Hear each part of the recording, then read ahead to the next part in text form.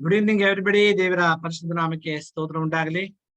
ಮತ್ತೊಂದು ಆವರ್ತಿ ಒಂದು ಸಾಯಂಕಾಲ ವೇಳೆಯಲ್ಲಿ ಆತನನ್ನು ಕೊಂಡಾಡುವಂತೆ ಕೃಪೆ ಮಾಡೋದಕ್ಕಾಗಿ ದೇವರಿಗೆ ನಾವು ಸ್ತೋತ್ರಗಳನ್ನ ಸಲ್ಲಿಸೋಣ. ಕೂಡಿ ಬಂದಿರ್ತಕ್ಕಂಥ ಎಲ್ಲಾ ನನ್ನ ಆತ್ಮೀಯ ಬೋಧಕ ವರ್ಗದವರಿಗೂ, ಸಹೋದರ ಸಹೋದರಿಯರಿಗೂ, ಆತ್ಮೀಯ ಪ್ರಿಯರಿಗೂ ಮತ್ತು ಯೌವನಸ್ಥರಿಗೂ, ಚಿಕ್ಕ ಮಕ್ಕಳಿಗೂ ಯೇಸು ಕ್ರಿಸ್ತನ ಸುಮಧುರ ನಾಮದಲ್ಲಿ ನಿಮ್ಮೆಲ್ಲರಿಗೂ ಈ ಒಂದು ಅಂತಾರಾಷ್ಟ್ರೀಯ ಕನ್ನಡ ಸಭಾ ವತಿಯಿಂದ ಹೃದಯಪೂರ್ವಕವಾಗಿ ಸ್ವಾಗತವನ್ನ ಬಯಸುವಂತರಾಗಿದ್ದೇವೆ. ನಮ್ಮದಲ್ಲಿ ಯಾರಾದರೂ ಈ ದಿನ ಹೊಸದಾಗಿ ಯಾರಾದರೂ ಬಂದಿದ್ರೆ ನಿಮ್ಗೂ ಸಹ ನಾವು ಕಾರ್ಯಕ್ರಮಕ್ಕೆ ಸ್ವಾಗತವನ್ನ ಬಯಸ್ತೇವೆ. ನಮ್ಮ ಕಾರ್ಯಕ್ರಮದಲ್ಲಿ ನೀವು ಸೇರ್ಕೊಂಡಿದ್ದೀರಾ. ದೇವರು ವಿಶೇಷವಾದಂತಹ ಆಶೀರ್ವಾದದಿಂದ ನಮ್ಮೆಲ್ಲರನ್ನ ತುಂಬಿಸ್ಲಿ, ಬಲಪಡಿಸಲಿ ಎಂಬುದಾಗಿ ಪರಿಶುದ್ಧವಾದ ಸಬ್ಬ ದಿನವನ್ನು ಆಚರಿಸಿ ಈ ಒಂದು ಹೊಸ ದಿನವನ್ನ ನಾವು ನೋಡ್ಲಿಕ್ಕೆ ಆಗುವಂತ ದೇವರು ಕೃಪೆ ಮಾಡಿದ್ದಕ್ಕಾಗಿ ನಾವು ಸ್ತೋತ್ರಗಳನ್ನ ಕರ್ತನಿಗೆ ಸಲ್ಲಿಸ್ತಾ ಮತ್ತೊಮ್ಮೆ ನಿಮ್ಮೆಲ್ಲರಿಗೂ ನಾನು ಹೃದಯಪೂರ್ವಕವಾಗಿ ಸ್ವಾಗತವನ್ನ ಬಯಸುವಂತನಾಗಿದ್ದೇನೆ. ಈ ಒಂದು ಕೂಟವನ್ನ ನಾವು ಪ್ರಾರಂಭಿಸುವಾಗೆ ನಮ್ಮ ತಲೆಗಳನ್ನ ಬಾಗಿಸಿ ನಮ್ಮದಲ್ಲಿ ಬೋಧಕರಂತ ರವಿ ದೀಕ್ಷಿತ್ ಅವರಿದ್ದಾರೆ. ಅವರು ನಮಗೆ ಪ್ರಾರಂಭದ ಪ್ರಾರ್ಥನೆ ನಡೆಸಿಕೊಡ್ಬೇಕಾಗಿ ಕೇಳ್ಕೊತೇನೆ.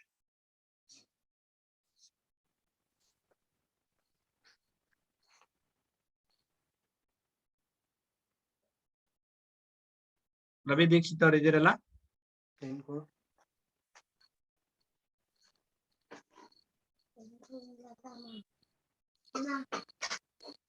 ಓಕೆ.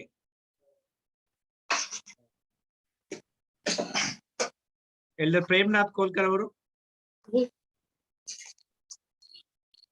ಇದ್ದೀರಾ? ಓಕೆ, ಪ್ರಾರ್ಥನೆ ಮಾಡಿ. Okay, let's pray.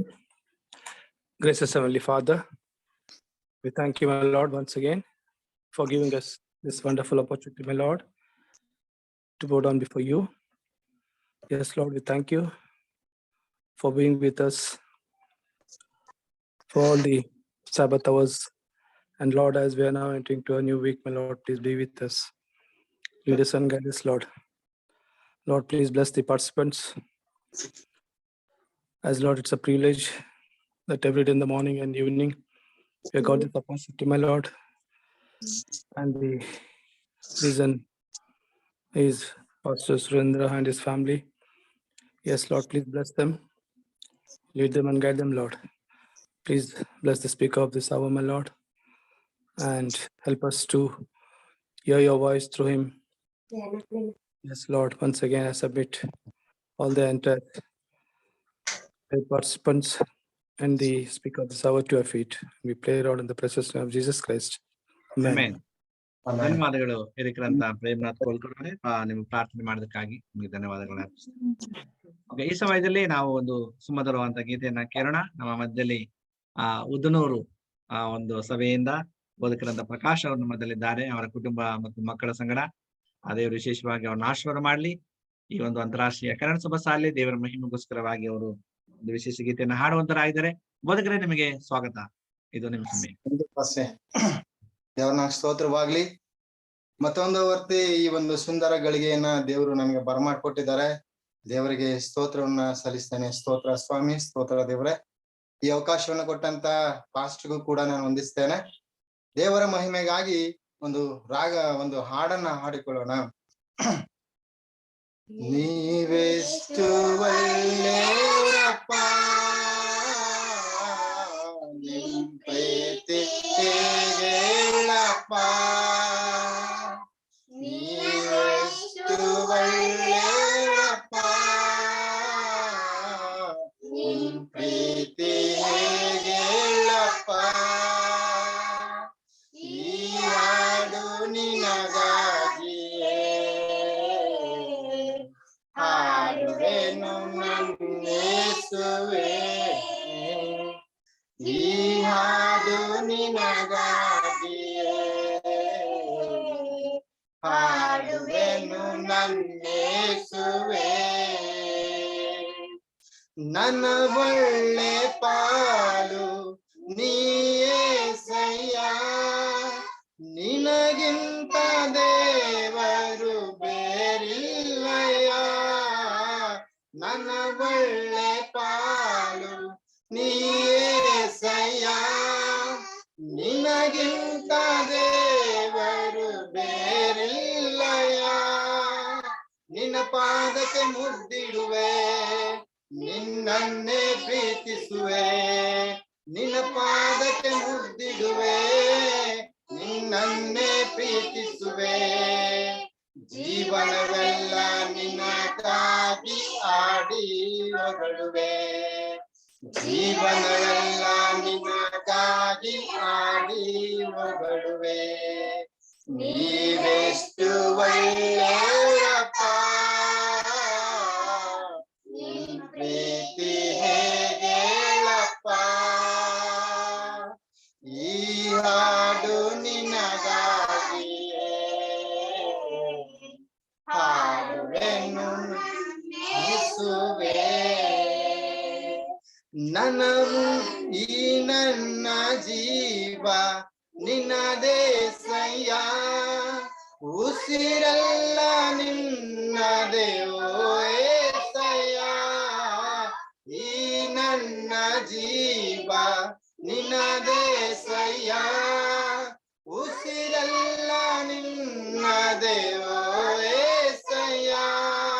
ನೀನಿರದ ಒಂದು ಕ್ಷಣ ಬದುಕೆಲ್ಲ ಬರಿ ಶೂನ್ಯ, ನೀನಿರದ ಒಂದು ಕ್ಷಣ ಬದುಕೆಲ್ಲ ಬರಿ ಶೂನ್ಯ. ನೀನಿರಲು ಬಾಳೆಲ್ಲ ಹರ್ಷಾನಂದ, ನೀನಿರಲು ಬಾಳೆಲ್ಲ ಹರ್ಷಾನಂದ.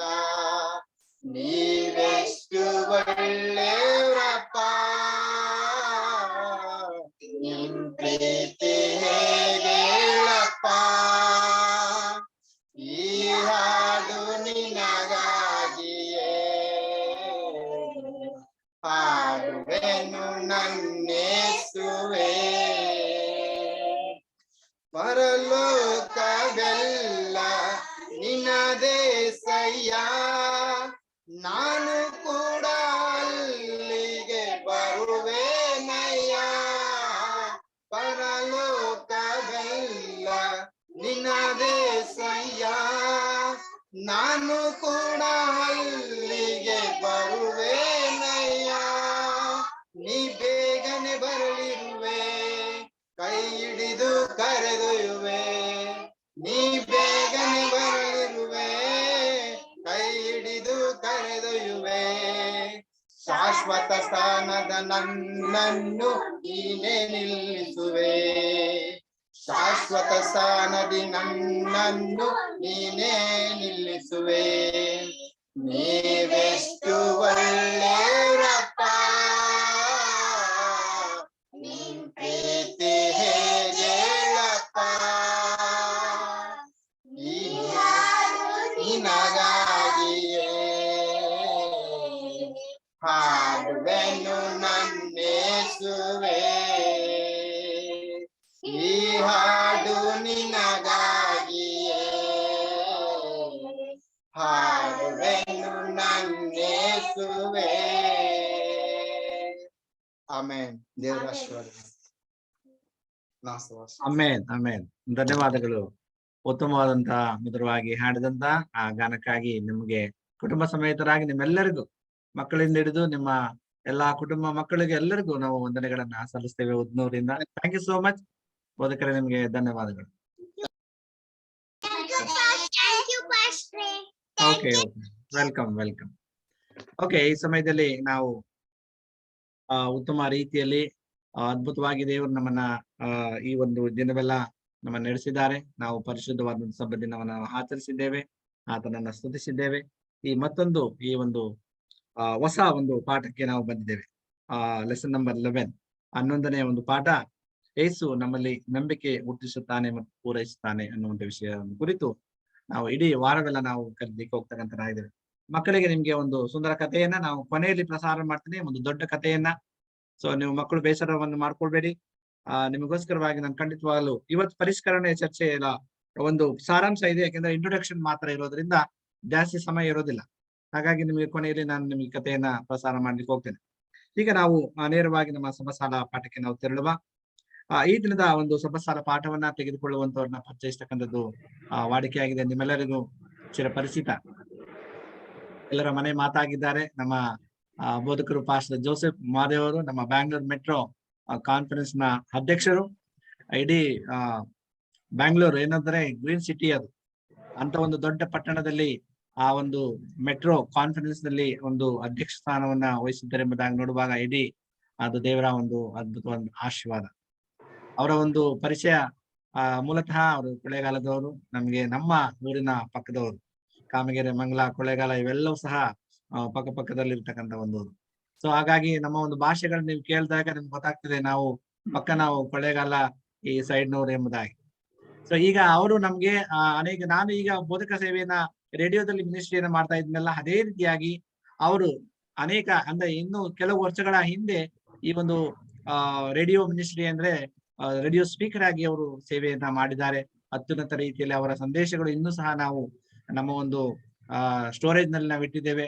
ಪಾಸ್ಟರ್ ಜೋಸೆಫ್ ಮಾರಿ ಅವರ ಒಂದು ಅವ್ರ ಮೆಸೇಜ್ ಆಗಿರ್ಬೋದು, ಅವರ ಸ್ಟೋರಿಗಳಾಗಿರ್ಬೋದು, ಅವರ ಆಡಿರ್ತಕ್ಕಂಥ ಹಾಡುಗಳಾಗಿರ್ಬೋದು, ಬಹಳ ಸಿಸ್ಟಮೆಟಿಕ್ ಆಗಿ ನಾನು ಬಂದ್ಮೇಲೆ ಎಲ್ಲವನ್ನ ಶೇಖರಣೆ ಮಾಡಿ ಇಟ್ಟಿದ್ದೇನೆ.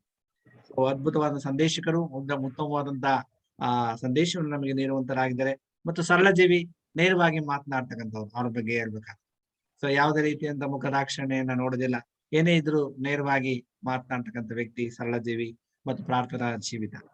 ಈ ಸಮಯದಲ್ಲಿ ಅವರ ಬಗ್ಗೆ ನಾವು ಹೆಚ್ಚಾಗಿ ನಾವು ಹೇಳುವ ಅವಶ್ಯಕತೆ, ಯಾಕೆಂದ್ರೆ ದೇವ ಸೇವಕರು ಉತ್ತಮವಾಗಿ ಅವರನ್ನ ಇನ್ನೂ ಈಗ ಮೆಟ್ರೋ ಅಧಿಕಾರಿಗಳಾಗಿದ್ದಾರೆ, ಅವರು ಅಧ್ಯಕ್ಷರಾಗಿದ್ದಾರೆ. ದೇವರು ಇನ್ನೂ ಉನ್ನತ ಸ್ಥಾನಕ್ಕೆ ಅವರನ್ನು ನಡೆಸಲಿ ಮುಂದಿನ ದಿನಮಾನಗಳಲ್ಲಿ ಎಂಬುದಾಗಿ ನಾವು ಹಾರೈಸ್ತಾ, ಈ ಸಮಯದಲ್ಲಿ ನಮ್ಮ ಅಂತಾರಾಷ್ಟ್ರೀಯ ಕನ್ನಡ ಸಭಾ ಸಾಲ ವತಿಯಿಂದಲೂ ಮತ್ತು ನನ್ನ ವೈಯಕ್ತಿಕವಾಗಿ ಬೋಧಕರಂತ ಜೋಸೆಫ್ ಮಾರಿ ಅವರಿಗೆ ಹೃದಯಪೂರ್ವಕವಾಗಿ ಸ್ವಾಗತವನ್ನು ಬಯಸ್ತೇವೆ. ಈ ದಿನದ ಸಂದೇಶವನ್ನು ನಮಗೆ ಅವರು ನೀಡುವಂತರಾಗಿದ್ದಾರೆ. ಇದು ನಿಮ್ಮ ಸಮಯ. ನಿಮ್ಮೆಲ್ರಿಗೂ ಸಹ ಬೆಂಗಳೂರು ಮೆಟ್ರೋ ಕಾನ್ಫರೆನ್ಸ್ ವತಿಯಿಂದ ಸಬ್ಬತ್ ಆಗಿದೆ. ಆದಾಗ್ಯೂ ಇವತ್ತಿನ ಶುಭಾಶಯಗಳನ್ನ ನಾನು ಕೋರ್ಲಿಕ್ಕೆ ಇಷ್ಟಪಡ್ತೇನೆ.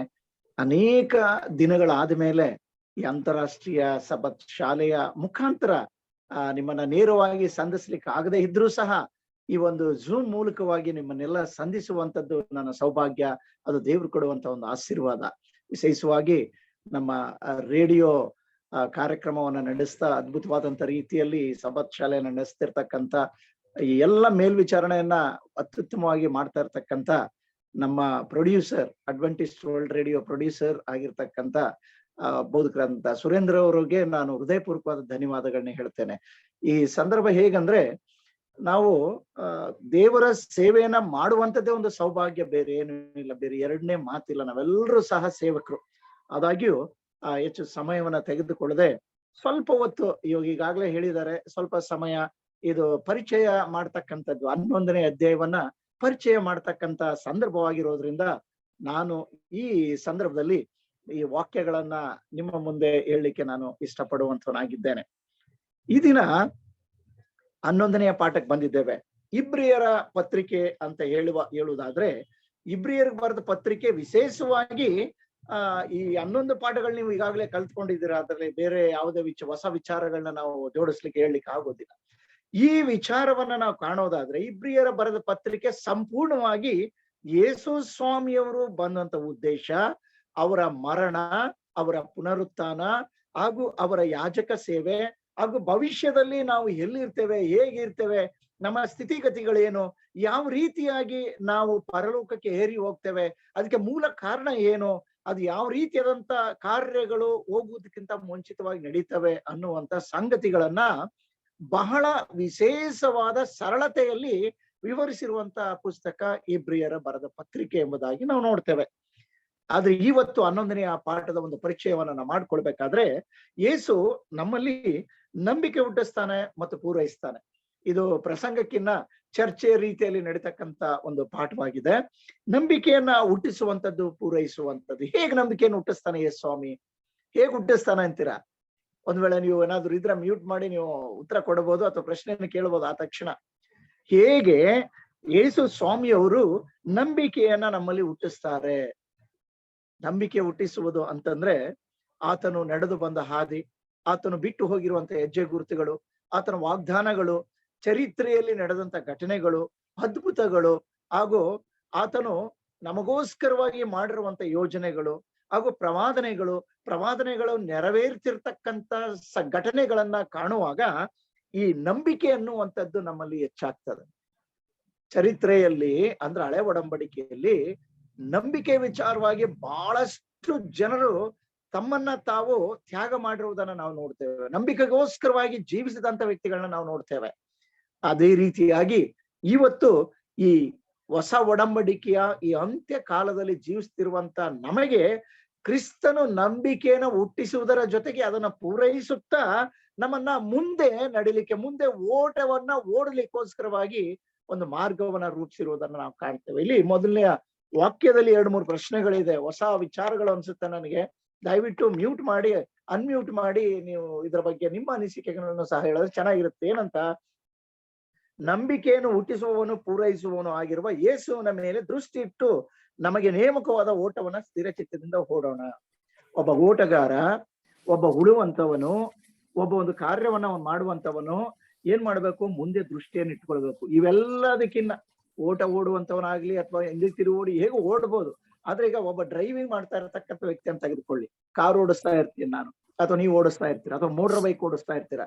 ನಿಮ್ಮ ದೃಷ್ಟಿ ಏನಾದ್ರೂ ಎಡಕ್ಕಾಗ್ಲಿ ಬಲಕ್ಕಾಗ್ಲಿ ಹೋದ್ರೆ ಏನಾಗುತ್ತೆ, ಪಾಪವೆಂಬ ಅಪಘಾತಕ್ಕೆ ಒಳಗಾಗ್ತೀವಿ ನಮ್ಮ ಆತ್ಮಿಕ ಜೀವನದಲ್ಲಿ. ಆದ್ರೆ ಇಲ್ಲಿ ನಮ್ಮ ಕಾರನ್ನು ಓಡಿಸುವಾಗ ನಮ್ಮ ದೃಷ್ಟಿ ನೇರವಾಗಿ ರಸ್ತೆಯ ಮೇಲೆ ಸರಿಯಾದ ರೀತಿಯಲ್ಲಿ ಇಲ್ಲ ಅಂದ್ರೆ ಅಪಘಾತಕ್ಕೆ ಒಳಗಾಗುತ್ತದೆ. ಈ ರೀತಿಯಾಗಿ ಕ್ರಿಸ್ತನನ್ನ ಎದುರು ನೋಡ್ತಾ, ಪರಲೋಕವನ್ನ ಎದುರು ನೋಡ್ತಾ ನಾವು ಸ್ಥಿರಚಿತ್ತದಿಂದ ನಾವು ಏನ್ ಮಾಡ್ಬೇಕು, ಆತನನ್ನ ನೋಡ್ಕೊಂಡು ಹೋರಾಟವನ್ನ ಮಾಡಿದ್ರೆ, ನೇಮಕವಾಗಿರುವಂತ ಓಟವನ್ನ ನಾವು ಸ್ಥಿರಚಿತ್ತದಿಂದ ಮಾಡಿದ್ರೆ ನಮ್ಗೇನಾಗುತ್ತೆ ಅಂತಂದ್ರೆ ಪರಲೋಕದ ದೃಶ್ಯ ಕಾಣ್ತದೆ.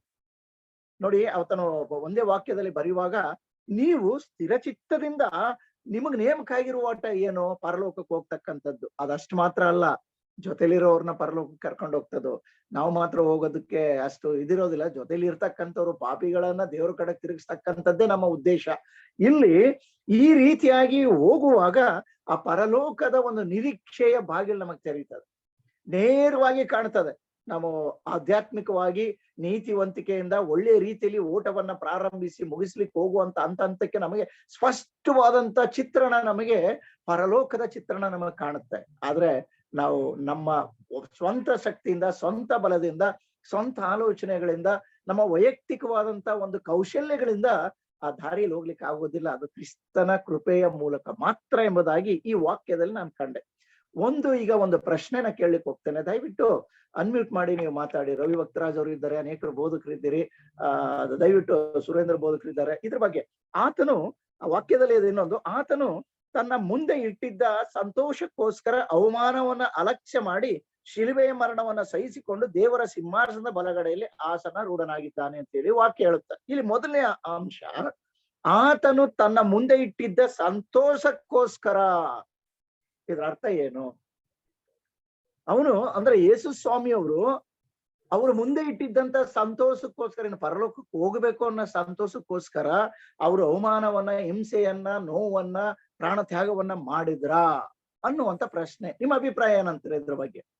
1-2 ನಿಮಿಷ ಮಾತಾಡೋಣ ಇದ್ರ ಬಗ್ಗೆ. ಯಾಕಂದ್ರೆ ಈ ವಾಕ್ಯ ಆ ರೀತಿ ಹೇಳ್ತದೆ, ಮರಣದ ಕೊಂಡಿಯನ್ನು ಮುರಿಯುವಂತ ಶಕ್ತಿ ದೇವರಲ್ಲಿದೆ ಅನ್ನೋಂತ ನಂಬಿಕೆ ಅವರಲ್ಲಿ ಇತ್ತು. ಓಕೆ, ಮರಣದ ಶಕ್ತಿ ಅಂದ್ರೆ ಇದ್ರಲ್ಲಿ ನಾನು ಹೇಳ್ತೇನೆ, ಆತನು ತನ್ನ ಮುಂದೆ ಇಟ್ಟಿದ್ದ ಸಂತೋಷ ಅಂದ್ರೆ, ಈಗ ನಾವು ಹೋರಾಟವನ್ನ ಮಾಡ್ತಿದ್ದೇವೆ, ಏನೋ ಸಿಗ್ತದೆ ಅಂತ ನಾವು ಹೋಗ್ತೇವೆ. ಈಗ ನಾನು ಒಂದು ಕೆಲ್ಸಕ್ಕೆ ಹೋಗ್ತೇನೆ, ಏನೋ ನನಗೆ ಸಂಬಳ ಸಿಗ್ತದೆ ಅಂತ ಕೆಲ್ಸಕ್ಕೆ ಹೋಗ್ತೇನೆ, ಅಥವಾ ನಾನೇನಾದ್ರು ಕಷ್ಟ ಪಡ್ತೇನೆ, ಏನೋ ಒಂದು ಲಾಭ ಇದೆ ಅಂತ. ಈ ವಾಕ್ಯ ಅದೇ ರೀತಿಯಾದಂತ ಅರ್ಥವನ್ನ ಕೊಡ್ತದ.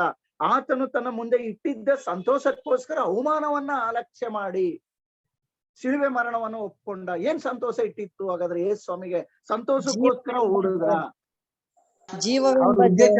ಉದ್ದೇಶ ಇರೋದು ಭೂಮಿ ಮೇಲೆ ಸರ್. ಆ ಯೇಸು ಕ್ರಿಸ್ತನ ಉದ್ದೇಶ ಏನು? ಭೂಮಿ ಮೇಲೆ ಬರ್ಬೇಕು, ಪಾಪದಿಂದ ವಿಮೋಚನೆ ಮಾಡ್ಬೇಕು, ಆಮೇಲೆ ನಿಮಗೆಲ್ಲ ಪರಲೋಕಕ್ಕೆ ತಗೊಂಡು ಹೋಗ್ಬೇಕು ಎಂಬುದಾಗಿ ಅವ್ರ ಉದ್ದೇಶ. ಆ ಒಂದು ಉದ್ದೇಶ ಪರಿಪೂರ್ಣ ಸಂತೋಷ ಪಡ್ತಾರೆ ಎಂಬುದು ನಮ್ಮ ಅನಿಸಿಕೆ sir. Very nice, very nice. ಒಳ್ಳೆಯ ಉತ್ತರ. ಆಮೇಲೆ ಇನ್ನೇನಾದ್ರು? ದೇವರ ಸಿಂಹಾಸನದ ಬಲಗಡೆಯಲ್ಲಿ ಕೂತ್ಕೊಳ್ಳುವಂತ ಒಂದು ಸಂತೋಷ. ಅದು ಸರಿ. ಹಾಗಿದ್ರೆ ನಿಮ್ಮ ಒಂದು ಅಭಿಪ್ರಾಯಕ್ಕೆ ನಾನು ಇನ್ಯಾರು ಏನಾರು ಹೇಳೋರಿದ್ದೀರಾ? ಜನರ ಸಂತೋಷಕ್ಕಾಗಿ ಆತನ ಇದಾಗಿ ನಾವು ಅದೇ ಬೇರೆ ಇನ್ನೇನಾದ್ರು? ನಾವು ವಾಕ್ಯ He has completed his race. He has completed his race. Yes pastor, ಆತರು ಯೇಸು ಸ್ವಾಮಿ ನಮ್ಮ ರಕ್ಷಣೆಗಾಗಿ ಬಂದರು. ರಕ್ಷಣೆಗಾಗಿ ಬಂದ. I think brother, somebody was telling something. Brother, can you tell me? He has completed his race. Okay. ತಂದೆಯ ಚಿತ್ತವನ್ನು ನೆರವೇರಿಸ್ತಾ ಇದ್ದೇನೆ ಎಂಬುದು ಸಂತೋಷ ಅವರಲ್ಲಿ ಇತ್ತು ಅಂತ ನಾವು. ನೀವೆಲ್ಲವೂ ಸರಿ. ಅದರಲ್ಲಿ ನೋಡಿ ಅವನು ಈಗಾಗ್ಲೇ ಪರಲೋಕದಿಂದ ನೋಡಿ ದೇವ್ರ ವಾಕ್ಯ ಹೇಳುತ್ತೆ, ಫಿಲಿಪ್ ದೇವರ ಪತ್ರಿಕೆ 2ನೇ ಅಧ್ಯಾಯದಲ್ಲಿ, ನಿಮ್ಮಲ್ಲಿ ಇಲ್ಲಿ ನೋಡುವಾಗ ದೇವ ಸ್ವರೂಪನಾಗಿದ್ದರೂ ದೇವರಿಗೆ ಸರಿ ಸಮಾನವಾಗಿರುವುದೆಂಬ ಅಮೂಲ್ಯ ಪದವಿಯನ್ನು ಬಿಡಲನ್ನು ಎಂದೆಣಿಸದೆ ತನ್ನನ್ನ ಬರೆದು ಮಾಡಿಕೊಂಡು ದಾಸನ ರೂಪವನ್ನು ಧರಿಸಿಕೊಂಡು ಮನುಷ್ಯರಿಗೆ ಸದೃಶ್ಯನಾದನು. ಏನು ಪರಲೋಕದಲ್ಲಿ ಈಗಾಗ್ಲೇ ಇದ್ದಾರೆ ದೇವ್ರು. ಪರಲೋಕದಲ್ಲಿ ಇಂದು ಬಿಟ್ಟು ಬಂದಿರ್ತಕ್ಕಂಥವ್ರು ತಿರುಗಿ ಯಾಕೆ ಮುಂದೆ ಇಟ್ಟಿರ್ತಕ್ಕಂಥ ಸಂತೋಷವನ್ನ ಅಥವಾ ಪರಲೋಕವನ್ನ ಅಥವಾ ಇನ್ನೇನನ್ನೋ ನಾನು ನೋಡಿ ಓಡ್ಬೇಕು ಅಥವಾ ಮರಣವನ್ನ ತ್ಯಾಗ ಮಾಡ್ಬೇಕು ಅಂತ ಇಲ್ಲ.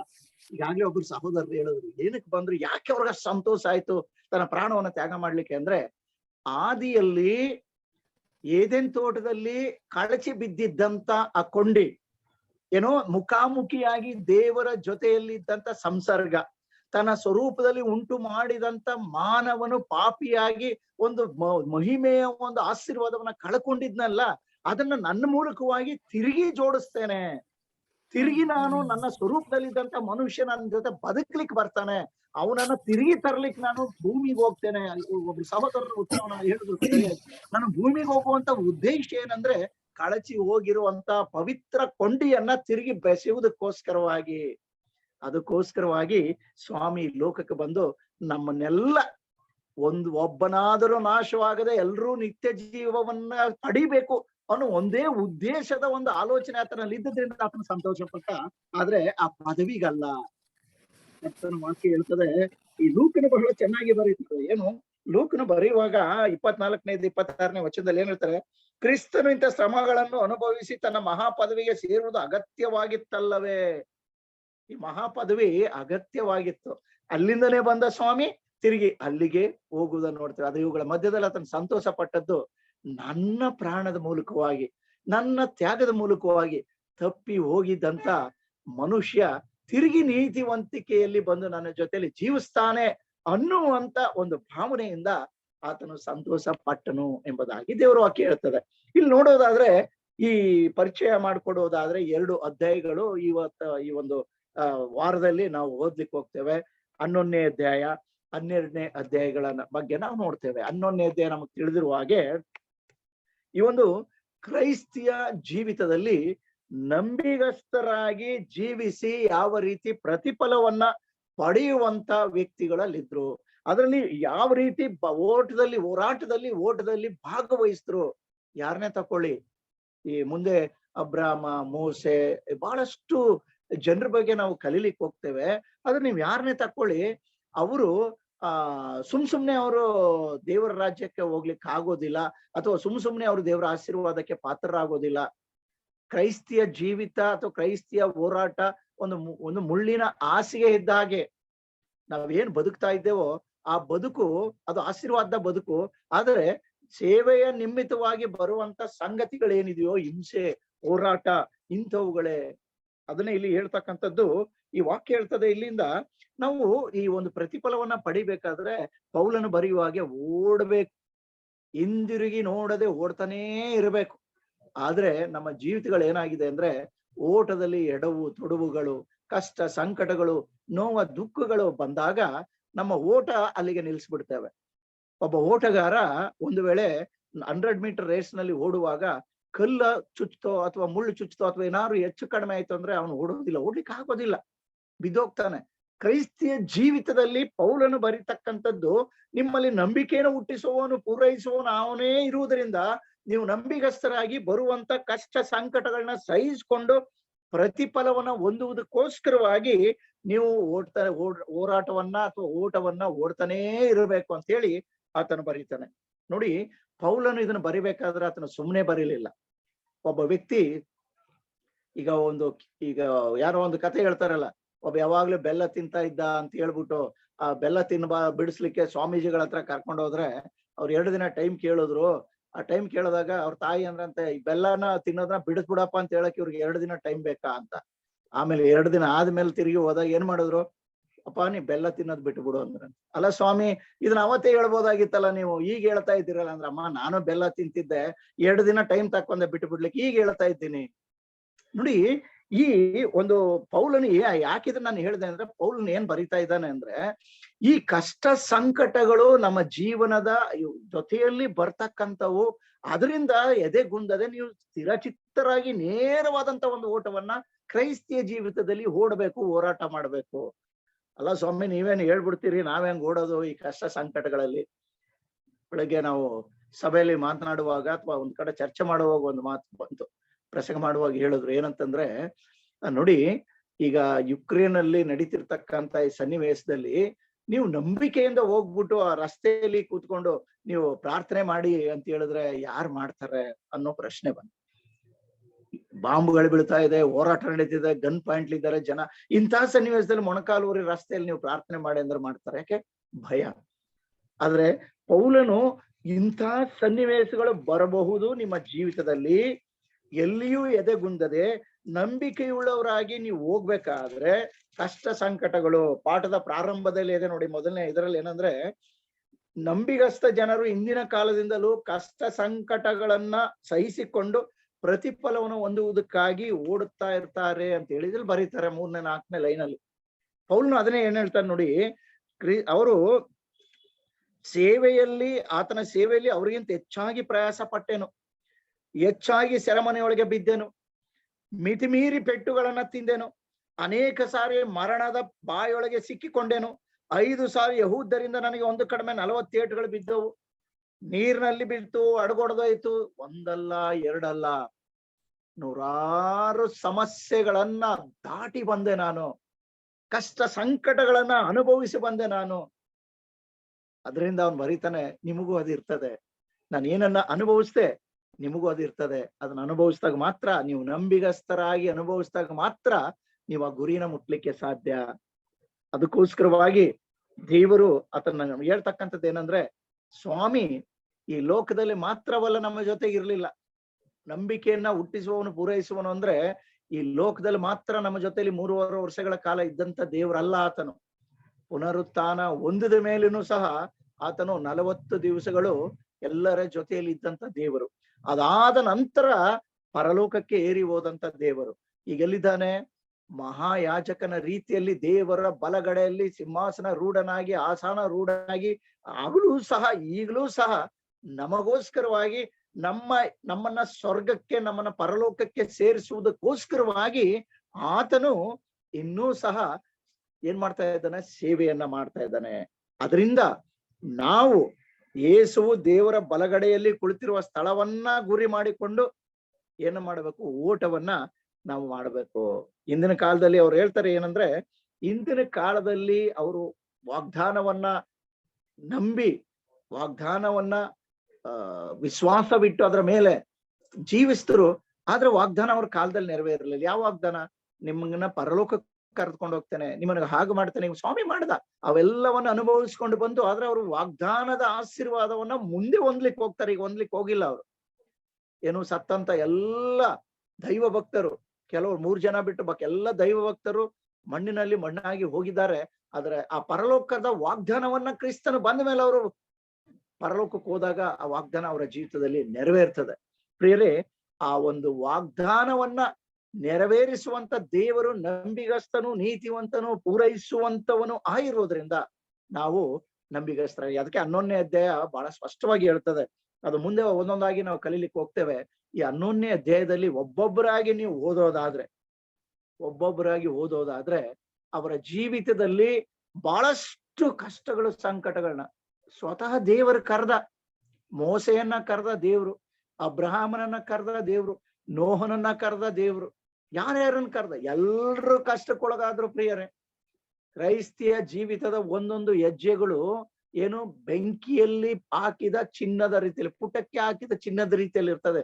ನಮ್ಮ ಬದುಕು, ಇವತ್ತಿನ ಬದುಕೇನಿದೆ, ಸರಾಗವಾಗಿ ಹೋಗ್ತಾ ಇದೆ. ನಾವು ಭಕ್ತಿಯಿಂದ ಇದ್ದೇವೆ, ನಾವು ಪ್ರಾರ್ಥನೆ ಮಾಡ್ತೇವೆ, ಶಾಲೆಗೆ ಹೋಗ್ತೇವೆ, ಸಭೆಗೆ ಹೋಗ್ತೇವೆ, ಬೇರೆ ಕೆಲಸಕ್ಕೆ ಹೋಗ್ತೇವೆ, ಬರ್ತೇವೆ. ಇದಿಷ್ಟೇ ಜೀವನ ಅಲ್ಲ, ಇದಿಷ್ಟೇ ಪರಲೋಕಕ್ಕೆ ಹೋಗ್ಲಿಕ್ಕೆ ಸಾಧ್ಯವಿಲ್ಲ. ಪೇತ್ರನ ಬರಿತಾನೆ ಏನಂತಂದ್ರೆ, ಬೆಂಕಿಯ ನಾಶನದ ಒಳಗಿರುವಂತವ್ರನ್ನ ಕೈ ಹಿಡಿದ ಮೇಲೆ ಎತ್ತರಿ, ಅದು ನಮ್ಮ ಜವಾಬ್ದಾರಿ. ಹೋಗಿ ಸುವಾರ್ತೆನ ಸಾರಿ, ಅದು ನಮ್ಮ ಜವಾಬ್ದಾರಿ. ನಮ್ಮ ಜೊತೆಯಲ್ಲಿ ಓಡುವುದರ ಜೊತೆಗೆ, ಆ ಪರಲೋಕದ ಮಹಾಯಾಜಕನನ್ನ ದೃಷ್ಟಿಯಲ್ಲಿ ಇಟ್ಟುಕೊಂಡು ಓಡುವುದರ ಜೊತೆಗೆ ನಾವೇನ್ ಮಾಡ್ಬೇಕು? ಇನ್ನೊಬ್ಬರನ್ನ ಕರ್ಕೊಂಡು ಹೋಗ್ಬೇಕು. ಹೇಳ್ತಾರೆ ಏನಂತಂದ್ರೆ, ನಮಗಿಂತ ಮುಂಚಿತವಾಗಿ ದೇವರು ಪರಲೋಕದಲ್ಲಿದ್ದಾನೆ. ಏನ್ ಮಾಡ್ತಾ ಇದ್ದಾನೆ? ನಾವು ಬರ್ಲಿ, ಒಂದು ಮಾರ್ಗವನ್ನು ಇಟ್ಟಿದ್ದಾನೆ, ಒಂದು ರಸ್ತೆಯನ್ನ ತೋರಿಸಿದ್ದಾನೆ.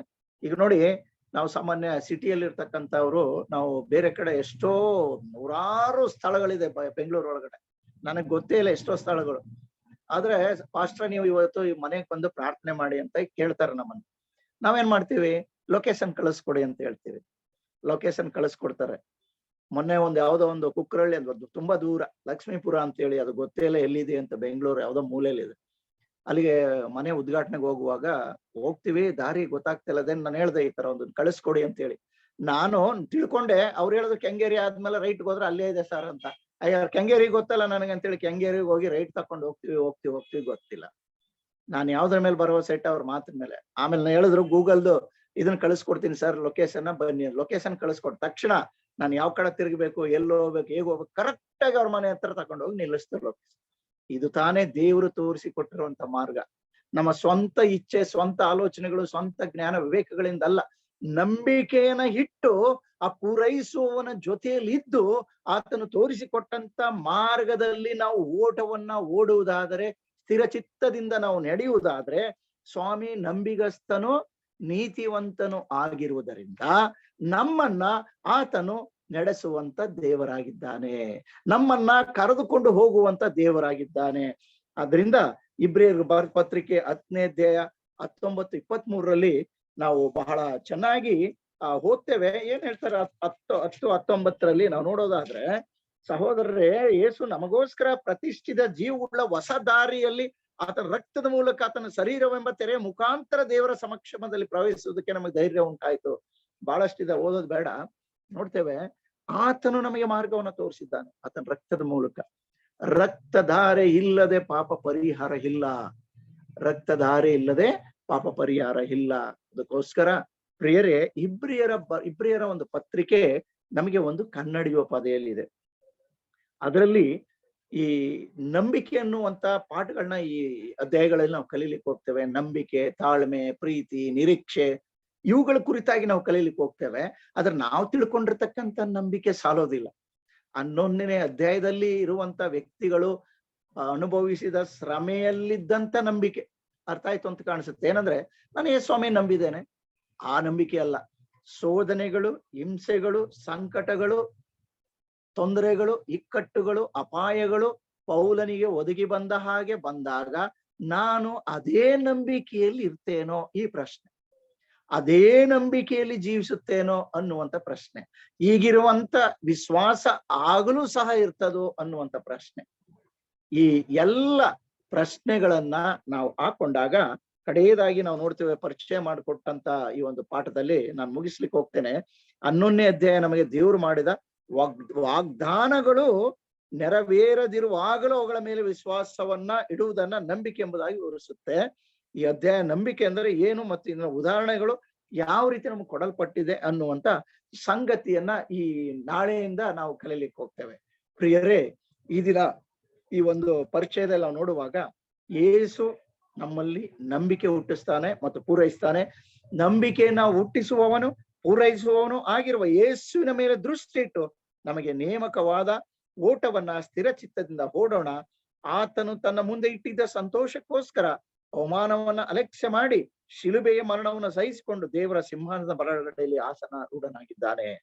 ಇವತ್ತು ನಮಗಿರುವಂತ ಒಂದೇ ಓಟ ಏನಂದ್ರೆ, ಕಡೆಯದಾಗಿ ಕ್ರಿಸ್ತನಿರುವಂತ ಸ್ಥಳದಲ್ಲಿ ನಾವಿರುವಂತದ್ದು, ಕ್ರಿಸ್ತನು ವಾಸ ಮಾಡುವಂತ ಸ್ಥಳದಲ್ಲಿ ವಾಸ ಮಾಡುವಂತದ್ದು.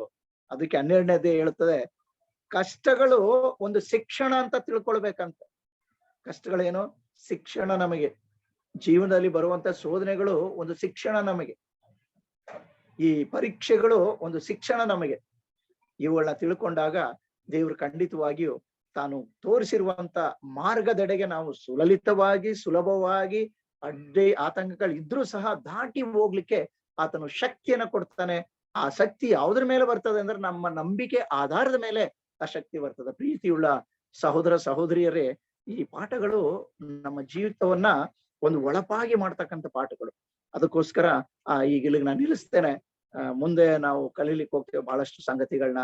ದೇವರು ವಿಶೇಷವಾಗಿ ಈ ಪಾಠವನ್ನು ಕಲಿಯುವಾಗ ನಿಮ್ಮ ಜೊತೆಲಿ ಆಧ್ಯಾತ್ಮಿಕವಾದ ಬಲಶಕ್ತಿಯನ್ನು ಅನುಗ್ರಹಿಸ್ಲಿ, ನಡೆಸ್ಲಿ ಅನ್ನೋದು ನನ್ನ ಪ್ರಾರ್ಥನೆ ಆಗಿದೆ. ಈ ಪಾಠದ ವಿಚಾರವಾಗಿ ಅಂದ್ರೆ ಈ ಕಲ್ತಂತ ವಿಚಾರವಾಗಿ ಏನಾದ್ರು ಪ್ರಶ್ನೆ ಇದ್ರೆ ನೀವು 1-2 ಪ್ರಶ್ನೆ ಕೇಳ್ಬೋದು. ತದನಂತರ ನಾವು ನೋಡೋಣ. ಈ ಸಮಯವನ್ನು ನಾನು ಬೋಧಕ ಸುರೇಂದರ್ ಅವ್ರಿಗೆ ಒಪ್ಪಿಸ್ಕೊಡ್ತೇನೆ. 1-2 ಪ್ರಶ್ನೆ ಏನಾದ್ರು ಇದ್ರೆ ಅಷ್ಟೇ. ಧನ್ಯವಾದಗಳು ಬೋಧಕರೇ. ಈ ಒಂದು ಪಾಠದ ಒಂದು ಇಂಟ್ರೊಡಕ್ಷನ್, ಈ ಒಂದು ಕಿರು ಪರಿಚಯ ಇವತ್ತು. ಯಾಕಂದ್ರೆ ನಾಳೆ ದಿನದಿಂದ ನಾವು ಉತ್ತಮವಾಗಿ ಭಾನುವಾರದ ಪಾಠದಿಂದ ಉತ್ತಮವಾಗಿ ಕಲೀಲಿಕ್ಕೆ ಹೋಗ್ತೇವೆ. ಅಂದ್ರೆ ಇವತ್ತಿನ ಒಂದು ಇಂಟ್ರೊಡಕ್ಷನ್ ನೀವು ಬಹಳ ಅಚ್ಚುಕಟ್ಟಾಗಿ ಒಂದು ಬೇಸಿಕ್ ನಿಮಗೆ ಹಾಕೊಂಡಿದ್ದೀರಾ. ನಿಮ್ಗೆ ನಾವು ತುಂಬ ಹೃದಯದ ಧನ್ಯವಾದಗಳನ್ನ ಅರ್ಪಿಸ್ತೇವೆ. ಓಕೆ, ಈ ಒಂದು ಪಾಠದ ವಿಷಯವಾಗಿ ಈಗ ಮಾತನಾಡಿದಂತ ವಿಷಯ ಕುರಿತು ನಿಮ್ಮಲ್ಲಿ ಏನಾದರೂ ಪ್ರಶ್ನೆಗಳು ಅಥವಾ ನಿಮ್ಮ ಹೆಚ್ಚಿನ ಅನಿಸಿಕೆಗಳು ಏನಾದ್ರು ಇದ್ದಂತ ಪಕ್ಷದಲ್ಲಿ ನೀವು ಕೇಳ್ಬೋದು. ಇದು ಚರ್ಚಾ ಸಮಯವಾಗಿದೆ. ಏನಾದ್ರು ಡೌಟ್ಸ್ ಏನಾದ್ರು ಇದೆಯಾ, ಅಥವಾ ಇನ್ನೂ ಹೆಚ್ಚಿನದಾಗಿ ಇದ್ರ ಬಗ್ಗೆ ನಾವು ಹೇಳ್ಬೋದಾಗಿತ್ತು ಅನ್ನುವಂಥದ್ದು?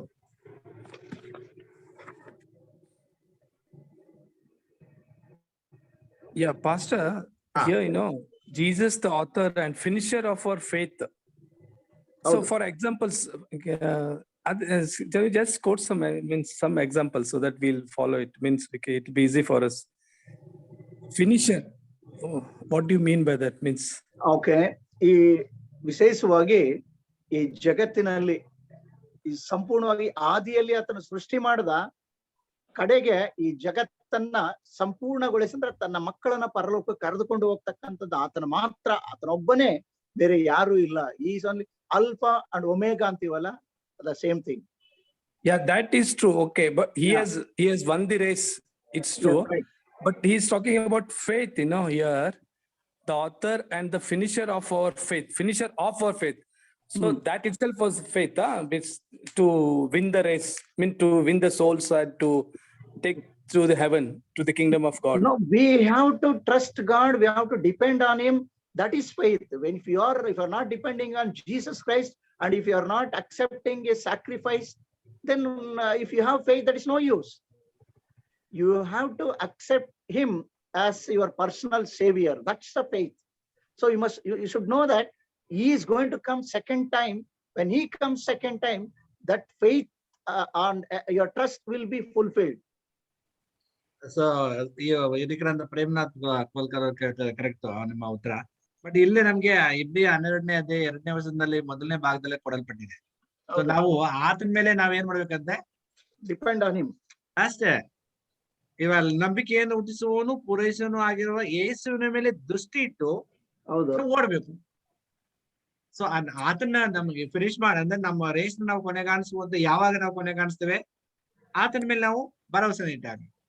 ಸೊ ಹಾಗಾಗಿ ನಾವು ಏನೇ ಇದ್ರು ಸಹ ಆತನ ಮೇಲೆ ನಾವು ಭರವಸೆ ಇಟ್ಟು ನಮ್ಮ ಮುಂದಿನ ಕಾರ್ಯಗಳನ್ನು ನಾವು ಸಾಧಿಸುವಾಗ ಖಂಡಿತವಾಗಿ ನಾವು ಯಶಸ್ಸನ್ನ ನಾವು ಪಡಿಲಿಕ್ಕೆ ಹೋಗ್ತೇವೆ. Yeah, Pastor, it's a tougher subject. Okay, thank you. Carry on. No, Pastor. No, sir. No. ನಿಮಗೆ ಏನಾದ್ರು ಆ doubt please. Pardon me. No, if you know anything apart from this, please share with us. We will also. No, Pastor. No. I just wanted to know from you. Just to enhance my faith or. Okay. ಇದ್ರ ಬಗ್ಗೆ pastor Shivraj ಜಾಂಟಿ ಅವರಿದ್ದಾರೆ, ಹಿರಿಯ ಬೋಧಕರು. ಕೆಲವರು ಅವ್ರ ಬಗ್ಗೆ ಕೇಳೋಣ, ಅವ್ರ ವಿಚಾರಗಳನ್ನ. ನಿಮ್ಮ ಬಗ್ಗೆ ಈ ಒಂದು ಅನಿಸಿಕೆ ಏನ್ ಹೇಳ್ತೀರಾ ಬೋಧಕರೇ? ನಮಸ್ಕಾರ ಬೋಧಕರೇ. ನಮಸ್ತೆ. ನಂಬಿಕೆ ಅಂತಕ್ಕಂತ ಪ್ರಶ್ನೆ ಬಂದಾದ್ಮೇಲೆ ನಂಬಿಕೆಯಲ್ಲಿ ಅನೇಕ ನಂಬಿಕೆಗಳು ಉಂಟು. ನಾವು ಬೈಬಲ್ ಅಲ್ಲಿ 6 ತರದ ನಂಬಿಕೆ ನೋಡ್ತೇವೆ. ಆದ್ರೆ ಹೆಚ್ಚ ನಾವು 3ನ ನಾವು ಯೋಚನೆ ಮಾಡ್ತೇವೆ. ಶಾರೀರಿಕ ಮತ್ತು ಸ್ನೇಹಿತ ಮತ್ತು ಆತ್ಮಿಕವಾಗಿ ನೋಡ್ತೇವೆ. ಆದ್ರೆ ಇದರಲ್ಲಿ ಯಾವ್ದು ನಂಬಿಕೆ ಅಂತಕ್ಕಂಥದ್ದಂದ್ರೆ ವಿಶೇಷವಾಗಿ ಯೇಸು ಸ್ವಾಮಿನ ನಂಬೋದು ಅಂತೇವೆ. ಹಾಗಾದ್ರೆ ಯೇಸು ಸ್ವಾಮಿಯನ್ನ ಏನು ನಂಬೋದು ಅಂದ್ರೆ, ಯಾರು ಮಾಡ್ಲಾರ್ದಂತ ಕೆಲಸವನ್ನ ಯೇಸು ಸ್ವಾಮಿ ಮಾಡಿದಾನೆ. ಅದು ಯಾವುದು ಅಂದ್ರೆ, ಸತ್ತು ಹೂಣಲ್ಪಟ್ಟ ಜೀವಂತವಾಗಿ ಯಾರು ಎದ್ದಿಲ್ಲ, ಎದ್ರು ಕೂಡ ಮತ್ತ ಸತ್ತಿದ್ದಾರೆ, ಅದಕ್ಕೆ ಅವ್ರ ಪುನರುತ್ಥಾನ ಅನ್ನೋದು. ಆದ್ರೆ ವಿಶೇಷವಾಗಿ ಈತನು ಪಾಪ ರಹಿತನಾಗಿದ್ದು ನಾವು ಪಾಪಿಗಳಾಗಿದ್ದೇವೆ, ಇದು ನಂಬಬೇಕು. ಮೊದಲನೇದ ಅಪ್ಪಲೇನ ನಾವು ಪಾಪಿಗಳಂತ ನಂಬಬೇಕು. ಇದು ನಾವು ಪಾಪಿಗಳಿದ್ದೇವೆ, ಪಾಪ ಇಲ್ಲದವನು ಪಾಪಿಗಳಾದ ನಮಗೋಸ್ಕರವಾಗಿ ನಮ್ಮ ಪಾಪವನ್ನು ತಾನು ಹೊತ್ತುಕೊಂಡು ನಮಗಾಗಿ ಹುಣಲ್ಪಟ್ಟು ನಮಗಾಗಿ ಜೀವಂತವಾಗಿ ಎದ್ದು, ಅವ ಜೀವಂತ ಅಲ್ಲದ್ರ ಅರ್ಥ ನಮಗ್ ಜೀವಂತ ಪಡಿಸಿದಾನೆ. ಯಾಕೆ? ಮನುಷ್ಯನಾಗಿ ಬಂದಿದ್ದಕ್ಕಾಗಿ. ಇದಕ್ಕೋಸ್ಕರವಾಗಿ ಸುವಾರ್ತೆ ಅನ್ನತಕ್ಕಂಥದ್ದು ಯಾವುದು ಅಂದ್ರೆ ಶ್ರಮ ಮರಣ, ಉಣುವಿಕೆ, ಪುನರುತ್ಥಾನ. ಈ ಪುನರುತ್ಥಾನ ಹೊಂದಿನವ್ರು ಯಾರು ಇಲ್ಲ.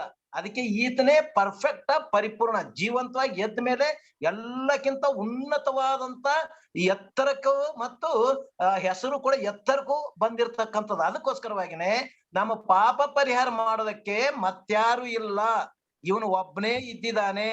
ಅಪೊಸ್ತಲಕೃತ್ಯ 4:12 ಆಕಾಶದ ಕೆಳಗೆ ಕೊಡಲ್ಪಟ್ಟಿರ್ತಕ್ಕಂಥ ಬೇರೆ ಯಾವ ಹೆಸರಿಂದಲೂ ರಕ್ಷಣೆ ಇಲ್ಲ, ಈತನ ಒಬ್ಬನೇ ಹೆಸರಿನಲ್ಲೇ ರಕ್ಷಣೆ.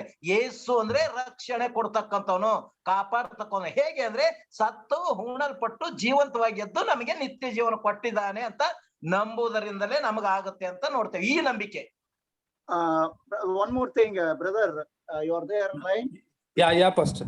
No, see, what is faith? Just I wanted to know, what is faith? What you think about the faith? Yeah. And now, as Pastor, Shiva Jante is telling that as per his works, his deeds, and whatever he has done, some wonders and all. Yeah. So keeping in faith of that, because he has raised up the dead one. Yeah, right.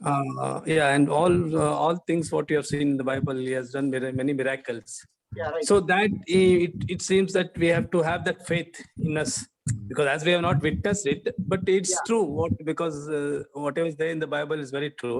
Yeah. So keeping that in the mind, so we have to, I think so, go ahead. No, you said that, that word, that the completion of the faith. What is that, right? Yeah, because he, No, as one of our Yeah. brothers said, that he had come here, to win the souls. As we had sinned, and to re-establish, wash off our sins, and he wanted us to take to the kingdom.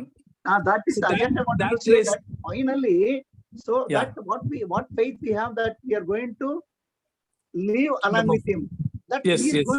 is going to fulfill that. That is only the faith, completion of faith That's- is that, nothing Oh, else. Finally, we are going to reach heaven and we will live with him.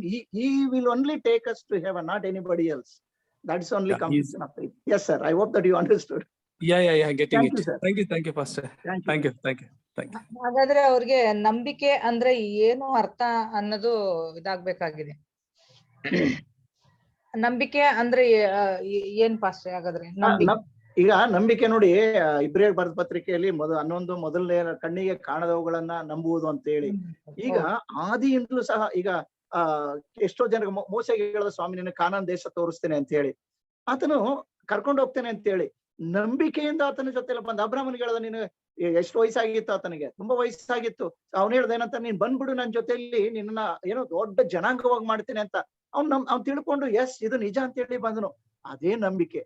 ಯಾವುದರ ಮೇಲೆ ನಾವು ವಿಶ್ವಾಸ ಬಿಡ್ತೇವೆ, ಯಾವುದರ ಮೇಲೆ ನಾವು ಭರವಸೆ ಇಡ್ತೇವೆ, ಅದು ನಂಬಿಕೆ. ಆದ್ರೆ ಕ್ರಿಸ್ತನ ಮೇಲೆ ಭರವಸೆ ಇಡುವಂತ ನಂಬಿಕೆ ಇದೆಯಲ್ಲ, ಅದ್ರ ಪ್ರತಿಫಲವನ್ನ ಹೊಂದಿರುವಂತ ಸಂಗತಿಗೆ ನಾವು ನಂಬಿಕೆ ಅಂತ ಕರಿಬಹುದು. ಹೌದು, ಯಾಕಂದ್ರೆ ನಾವೀಗ ಕ್ರಿಸ್ತನು ಯಾರು, ಅವ್ನು ಏನ ನೋವನ್ನ ಅನುಭವಿಸಿದ್ರು ಅನ್ನೋದನ್ನ ನಾವ್ ಯಾರು ನೋಡಿಲ್ಲ. ಆದ್ರೆ ಹೇಳ್ತಾ ಇರೋದನ್ನ ನಂಬ್ತಾ ಇದೀವಿ ನಾವು. ಹೌದು, ಖಂಡಿತ. ನಿಜವಾದ ನಂಬಿಕೆ ಅನ್ನೋದು ಅವ್ರಿಗೆ ಇದಾಗ್ಬೇಕು ಅಷ್ಟೇ. ಈಗ ಪರಲೋಕನ ಎಷ್ಟು ಜನ ನೋಡಿದಿರಿ? ಇಲ್ಲ. ಆಮೇಲೆ ಈಗ ಪ್ರಾರ್ಥನೆ ಮಾಡ್ತೀವಲ್ಲ ನಾವು, ಪ್ರಾರ್ಥನೆ ಉತ್ತರ ಸಿಗ್ತದೆ ಅನ್ನೋದು, ಅಥವಾ ಉತ್ತರ ಸಿಕ್ಕಿರೋದು ಎಷ್ಟು ಜನ ನೋಡಿದಿರಿ? ಇದೆಲ್ಲ ಏನಂದ್ರೆ ನಮ್ಮ ವಿಶ್ವಾಸ, ಭರವಸೆ, ದೃಢ ಸಂಕಲ್ಪಗಳೇ ನಮಗೆ ನಂಬಿಕೆಯ ರೂಪದಲ್ಲಿ ಕಾರ್ಯಗತವಾಗುವ ಹಾಗೆ ಮಾಡ್ತವೆ. ಅದನ್ನೇ ನಂಬಿಕೆ, ವಿಶ್ವಾಸ ಅನ್ನೋದು. Thank you, pastor. ಒಂದು ಮಾತನ್ನ ಹೇಳ್ಬೋದ ನಾನು? ಹೇಳಿ, ಮಾತಾಡಿ. ನೋಡಿ, ಈ ಒಂದು ನಂಬಿಕೆ ಬಗ್ಗೆ ಇನ್ನು ಹೆಚ್ಚಾಗಿ ತಿಳ್ಕೊಬೇಕಾದ್ರೆ ಈ ರಾಹಾಬಳ ಬಗ್ಗೆ ಒಂದ್ ಸ್ವಲ್ಪ ಆಲೋಚನೆ ಮಾಡ್ರಿ. ಆಕೆ ನೋಡಿ ಬರೀ ಕೇಳಿರ್ತಾಳೆ, ಯೆಹೋವನ ಬಗ್ಗೆ ತಿಳ್ಕೊಂಡಿರ್ತಾಳೆ. ಏನಂತ ನೋಡಿ, ಆ ರಾಜರು ಎರಡು ರಾಜರುಗಳ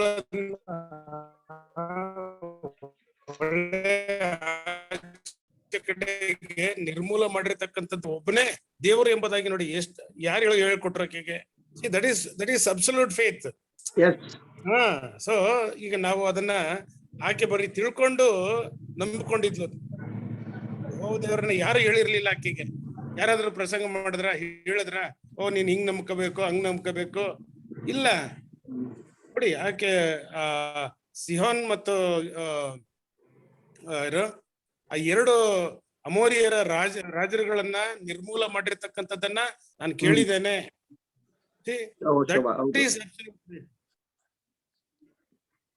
ಸೊ ಇದು ಏನೋ ಏನೇ ಆಗಿರ್ಬೋದು, ಅವಳು ಮಾಡಿರ್ತಕ್ಕಂಥ ಕಾರ್ಯ, ಅವಳು ಮಾಡ್ತಕ್ಕಂಥ ಕಾರ್ಯ ದುಷ್ಟ ಕಾರ್ಯ ಇರ್ಬೋದು, ಬಟ್ ಆ ಸಂದರ್ಭದಲ್ಲಿ ಆಕೆಗೆ ಅದು ಸರಿ ಇತ್ತದು. That is why God counted that as faith. Yes, ಅದನ್ನೇ ನೀವ್ ಹೇಳಿದಾಗ ವಚನ ಇಲ್ಲೇ ಓದ್ಬಿಡ್ತೀನಿ ಪಾಸ್ಟರ್. ನೀವು ಐಗುಪ್ತದಿಂದ ಹೊರಟು ಬಂದ ಮೇಲೆ ಯೆಹೋವನು ನಿಮ್ಮ ಮುಂದೆ ಕೆಂಪು ಸಮುದ್ರನ ಬತ್ತಿಸಿಬಿಟ್ಟಿದ್ದನ್ನು, ಯೋರ್ದನಿನ ಆಚೆಯಲ್ಲಿರುವ ಸೀಹೋನ್ ಓಗ್ ಎಂಬ ಅಮೋರಿಯರ ಅರಸರಿ ಬಂದು ನಿರ್ಮೂಲ ಮಾಡಿದ್ದನ್ನು ಕೇಳಿ ನಮ್ಮ ಎದೆ ಒಡೆದು ಹೋಯಿತು. ನಿಮ್ಮನ್ನು ಎದುರಿಸುವ ಧೈರ್ಯ ಒಬ್ಬನಲ್ಲೂ ಇಲ್ಲ. ನಿಮ್ಮ ದೇವರಾದ ಯೆಹೋವನೊಬ್ಬನೇ ಪರಲೋಕ ಭೂಲೋಕ ದೇವರು ಅಂತ ಹೇಳಿ ನೋಡಿ, ಒಬ್ಬ ಅನ್ಯ ಹೆಣ್ಮಗಳು ಹೇಳ್ತಾ ಇರ್ಬೇಕಾದ್ರೆ ನಂಬಿಕೆ. See, it was not so easy for a heathen lady to say that. ನಮ್ಮಲ್ಲಿರೋರು ಎಷ್ಟೋ ಮಂದಿ ಎಷ್ಟೋ ಅದ್ಭುತಗಳನ್ನ ಕೇಳಿದ್ದಾರೆ, ನೋಡಿದ್ದಾರೆ, ಆದ್ರೂ ಕೂಡ ನಂಬಕ್ ತಯಾರಿಲ್ಲ ಇವಾಗ. So that is faith.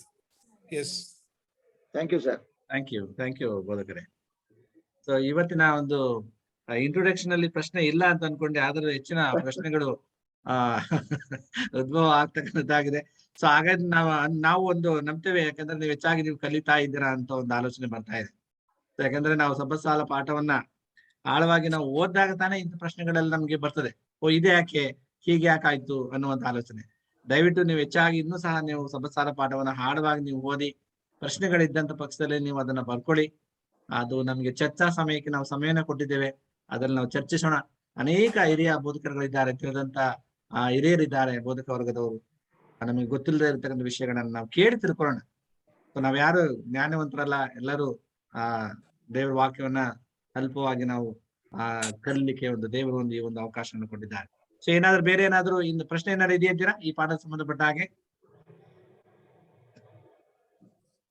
ಇಲ್ಲಾಂದ ಪಕ್ಷದಲ್ಲಿ ನಾವು ಮುಕ್ತ ಇದಕ್ಕೆ ಪ್ರೇಮ್ನಾಥ್ ಕೋಲ್ಕರ್ ನಿಮ್ಗೆ ಆನ್ಸರ್ ಸಿಕ್ತು ಅಂತ ನಾವು ಅನ್ಕೊಳ್ತೇವೆ. Yes, Pastor. Because basically, of course, we are going to church, ಹೋಗ್ತಾ ಇದ್ದೇವು, ಪ್ರೇರ್ ಮಾಡ್ತೇವೆ, Bible ಓದ್ತೇವೆ. But still, some basics are very important. So that ನಮ್ ಮತ್ತೆ ಇಲ್ಲಾಂದ್ರೆ ಸುಮ್ನೆ ಮರ ಇರೋದು is not that this thing. We should know the root cause. Yeah. So anyway, thank you first. I am getting it. ನಾವು ಮುಂದೆ ಇನ್ನೂ ಹೆಚ್ಚಿನದಾಗಿ ನಾವು ಮುಂದೆ ಕಲಿಲಿಕ್ಕೆ ಹೋಗ್ತೀವಿ. ಇವತ್ತಿನ ಬರೀ ಇಂಟ್ರೊಡಕ್ಷನ್ ಇವತ್ತು. ಯಾಕಂದ್ರೆ ನಾಳೆ ವಿಷಯವನ್ನ ನಾವು ಹೆಚ್ಚಾಗಿ ನಾವು ನಂಬಿಕೆ ಬಗ್ಗೆ ನಾವು ಕಲಿಲಿಕ್ಕೆ ಹೋಗ್ತೇವೆ. ನೀವು scholars, they are all scholars too. So I just wanted to know more, means confirm. I have some basic this thing, but is still means you rest. So I wanted to know some deeply with anything hidden there. Thank you, Pastor. Thank you. So ಈಗ ನಾವು ಮುಕ್ತಾಯಕ್ಕೆ ಬರೋಣ. ಯಾವುದೇ ಪ್ರಶ್ನೆ ಇಲ್ಲ ಅನ್ನೋ ಪಕ್ಷದಲ್ಲಿ ನಾವು ನಾಳೆ ದಿನದಲ್ಲಿ ನಾವು ಇನ್ನೂ ಹೆಚ್ಚಿನದಾಗಿ ನಾವು ಕಲಿಲಿಕ್ಕೆ ಹೋಗ್ತೇವೆ. ಇಡೀ ವಾರವೆಲ್ಲ ನಮ್ಗೆ ಪಾಸ್ಟರ್ ಜೋಸೆಫ್ ಮಾದೇವ್ ಅವರು ನಮಗೆ ನಡೆಸಿಕೊಡುವಂತರಾಗಿದ್ದಾರೆ. ಅವರ ಒಂದು ಅಮೂಲ್ಯ ಸಮಯನ ನಮ್ಗೆ ಮುಡುಪಾಗಿ ಇಟ್ಟಿದ್ದಾರೆ ಅಂತ ನಾವು ಅನ್ಕೊಳ್ತೇವೆ. ದೇವರು ವಿಶೇಷವಾಗಿ ಅವ್ರಿಗೆ ಇನ್ನೂ ಹೆಚ್ಚಿನದಾಗಿ ಆತ್ಮ ಶಕ್ತಿಯನ್ನು ಕೊಡ್ಲಿ. ಹೆಚ್ಚಾಗಿ ಈ ಒಂದು ಇಬ್ರಿಯ ಪುಸ್ತಕ ಸರಳವಾದಂತ ಪುಸ್ತಕ ಅಲ್ಲ. ಸೊ ನಾವು ಆಳವಾಗಿ ಇದನ್ನ ನಾವು ಓದ್ಬೇಕು. ಕಳೆದ ವಾರ ಪಾಸ್ಟರ್ ಎಸ್ ಟಿ ಸೋಲಮನ್ ಅವರು ನಮ್ಗೆ ಅತ್ಯುತ್ತಮ ರೀತಿಯಲ್ಲಿ ಇಡೀ ವಾರದ ಪಾಠವನ್ನು ನಮ್ಗೆ ಅವ್ರು ನಡೆಸ್ಕೊಟ್ಟಿದ್ದಾರೆ. ಸೊ ಅವ್ರಿಗೂ ನಾವು ಸಹ ಧನ್ಯವಾದಗಳನ್ನ ಅರ್ಪಿಸ್ತೇವೆ. ಮತ್ತು ಈ ದಿನದ ಪಾಠವನ್ನ ನಮ್ಗೆ ನಡೆಸ್ಕೊಟ್ಟಂತ ಪಾಸ್ಟರ್ ಜೋಸೆಫ್ ಮಾದೇವ್ ಅವರಿಗೆ ನಮ್ಮೆಲ್ಲರ ಪರವಾಗಿ ನನ್ನ ವೈಯಕ್ತಿಕವಾಗಿ ನಿಮ್ಗೆ ಹೃದಯಪೂರ್ವಕವಾಗಿ ವಂದನೆಗಳನ್ನ ಸಲ್ಲಿಸ್ತೇವೆ ಬೋಧಕರೇ. ಈಗ ಪ್ರಾರ್ಥನಾ ಸಮಯಕ್ಕೆ ನಾವು ಬರೋಣ. ನಿಮ್ಮಲ್ಲಿ ಏನಾದ್ರು ಈ ಮಾಸ್ ಜೋಸೆಫ್ ಇವತ್ತಿನ ದಿವಸನ ಈ ವಾರ ಇವ್ರು ಇರ್ತಾರೆ ಸರ್? ಇಡೀ ವಾರವೆಲ್ಲ ಇರ್ತಾರೆ. Okay, thank you. ಓಕೆ. ಇಡೀ ವಾರವೆಲ್ಲ ಅವ್ರು ನಮ್ ಕೂಡ ಇರ್ತಾರೆ. ನೀವು ಪ್ರಶ್ನೆಗಳಿದ್ದಂತ ಪಕ್ಷದಲ್ಲಿ ನೀವು ಅದನ್ನ ಬರೆದಿಟ್ಕೊಳ್ಳಿ. ಆ ಪ್ರಶ್ನೆಗೆ ಸಮಯನ ನಾವು ಕೊಡ್ತೀವಿ. ಮಧ್ಯದಲ್ಲಿ ಡಿಸ್ಟರ್ಬ್ ಮಾಡ್ಬಿಡಿ. ಯಾಕಂದ್ರೆ ಪಾಠ ಪ್ರಾರಂಭವಾದಾಗ ನೀವು ಮಧ್ಯದಲ್ಲಿ ಪ್ರಶ್ನೆ ಕೇಳಿದ್ರೆ ಅವ್ರ ಮೈಂಡಲ್ಲಿ ಬಂದಿರ್ತಕ್ಕಂಥ ಥಾಟ್ಗಳು ಹೋಗ್ಬಿಡ್ತದೆ. ಸೊ ನಾವು ಪ್ರಶ್ನೆ ಕೇಳಲಿಕ್ಕೆ ಒಂದು ಚರ್ಚಾ ಸಮಯನ ಇಟ್ಟಿದ್ದೇವೆ. ಅದಾದ ನಂತರ ನೀವು ಪ್ರಶ್ನೆಗಳನ್ನ ಕೇಳಿದ್ರೆ ನಾವು ಡಿಸ್ಕಸ್ ಮಾಡ್ಬೋದು ಎಲ್ಲವನ್ನ. ಓಕೆ, ಅದು ಪಾಠಕ್ಕೆ ಸಂಬಂಧಪಟ್ಟಂತ ಪಾಠಕ್ಕೆ ಸಂಬಂಧಪಟ್ಟದಾಗಿರ್ಬೇಕು. ಸುಮ್ನೆ ನಾವು ಬೇರೆ ಪ್ರಶ್ನೆಗಳನ್ನ ಕೇಳಿ ಸಮಯವನ್ನ ವ್ಯರ್ಥ ಮಾಡೋದು ಬೇಡ. ನಾವು ಏನಿದೆ ಪಾಠಕ್ಕೆ ಸಂಬಂಧಪಟ್ಟವಾಗಿ ಆ ಒಂದು ಪ್ರಶ್ನೆಗಳಿಗೆ ಸೀಮಿತವಾಗಿ ನೀವು ಪ್ರಶ್ನೆಗಳನ್ನ ನೀವು ಕೇಳ್ಬೇಕಾಗಿ ನಾನು ನಿಮ್ಮಲ್ಲಿ ವಿನಂತಿ ಮಾಡ್ಕೊಳ್ತೇನೆ. ಓಕೆ, ಈ ಸಮಯದಲ್ಲಿ ನಾವು ಮುಕ್ತಾಯಕ್ಕೆ ಬರೋಣ. ಪ್ರಾರ್ಥನೆ ಸಮಯ ಅಮೂಲ್ಯವಾದಂತಹ ಸಮಯವಾಗಿ ಅನೇಕರು ಮನವಿಗಳನ್ನ ನೀವು ಕಳಿಸಿದ್ದೀರಾ ನಮಗಾಗಿ ಪ್ರಾರ್ಥನೆ ಮಾಡಿ ಎಂಬುದಾಗಿ. ಸೊ ಇನ್ನು ಯಾರಾದ್ರೂ ಈ ಪ್ರಾರ್ಥನೆ ಮನವಿ ಇದ್ದಂತ ಪಕ್ಷದಲ್ಲಿ ನೀವು ತಿಳಿಸುವಾಗ ನಾನು ಕೇಳ್ಕೊತೇನೆ. ನಮ್ಮದಲ್ಲಿ ಬೋಧಕರು ಪಾಸ್ಟರ್ ಜೋಸೆಫ್ ಮಾದೇವ್ ಅವರು ನಮಗೆ ಇವತ್ತು ಅಂತ್ಯ ಪ್ರಾರ್ಥನೆಯನ್ನ ಮಾಡುವಾಗ ಕೇಳ್ಕೊತೇನೆ. ಅದಾದ ನಂತರ ಪರಲೋಕದ ಪ್ರಾರ್ಥನೆಯನ್ನು ಮಾಡಿ ನಾವು ಬೋಧಕರಂತ ಎಸ್ ಟಿ ಸೋಲಮನ್ ಅವರು ಕೂಡ ನಾವು ಅಂತ್ಯಾಶೀರ್ವಾದವನ್ನ ನಾವು ಹೊಂದ್ಕೊಳ್ಳೋಣ. ಈಗ ಮನವಿಗಳನ್ನ ನಾನು ಶೇರ್ ಮಾಡ್ತಾ ಇದ್ದೇನೆ. ನಿಮ್ಮಲ್ಲಿ ಏನಾದರೂ ಇನ್ನೂ ಹೆಚ್ಚಿನದಾಗಿ ಮನವಿ ಇದ್ದಂತ ಪಕ್ಷದಲ್ಲಿ ದಯವಿಟ್ಟು ನೀವು ತಿಳಿಸುವ ಹಾಗೆ ಕೇಳ್ಕೊತೀನಿ. ಏನಾದ್ರು ಪ್ರಯತ್ನ ಇದೆಯಾ? Yeah, Pastor, add my mother's name in that for her health, Mallava, Kolkata. Okay. Yeah. For her health, Pastor. Yes. Good evening pastor. Good evening. Pastor, ಇದು ಕಾಮಗಿರಿ ಸುಂದರರಾಜ್ ಅವರು ಪ್ರಾರ್ಥನೆ ಮಾಡ್ತಿದಾರಲ್ಲ? ಹಾ. ಅದೇ ಪಾಸ್ಟರ್, ಇದು ನೆಕ್ಸ್ಟ್ ವೀಕ್ ಅವ್ರಿಗೆ ಓಪನ್ ಹಾರ್ಟ್ ಸರ್ಜರಿ ಇದೆ. Okay. ಅವ್ರಿಗೋಸ್ಕರ prayer ಮಾಡಿ ಪಾಸ್ಟರ್. ಇವತ್ತು ಚರ್ಚ್ಗೆ ಬಂದಿದ್ರು ಸುಂದರರಾಜ್ ಅವರು. ಆದ್ರೆ ನೆಕ್ಸ್ಟ್ ವೀಕ್ ಇದು ಓಪನ್ ಹಾರ್ಟ್ ಸರ್ಜರಿ ಇದೆ ಅಂತ, ಅದಕ್ಕೋಸ್ಕರ. ಸುಂದರರಾಜ್ ಅಲ್ಲ, ಶಾಂತರಾಜ್. ಸುಂದರರಾಜ್ ಅವರು. ಹಾ ಪಾಸ್ಟರ್. Okay pastor. ಎಸ್ ಹೇಳಿ. ಗುರುವಾರ ದಿವಸ ದ್ರೌಪದಿ ಅಂತ ಅವರು ಓಪನ್ ಹಾರ್ಟ್ ಸರ್ಜರಿ ಇದೆ ಸರ್. ಸಂಜೆ ಇದು ಹಾ ದ್ರೌಪದಿ ಅವ್ರಿಗೋಸ್ಕರವಾಗಿ. Thank you sir. ಓಕೆ, ಬೇರೆ ಏನಾದ್ರು ಮನವಿ ಇದೆಯಾ ಅಂತೀರಾ? ಓಕೆ, ಈಗ ನಾವು ಕಣ್ಣುಗಳನ್ನು ಯಾರು ಹ್ಯಾಂಡ್ ರೈಸ್ ಮಾಡಿದ್ದಾರೆ, ಓಪೋ F9, ಹೇಳಿ ನಿಮ್ಮ ಮನವಿ ಏನಾದ್ರು ಇದೆಯಾ ಅಂತೀರಾ?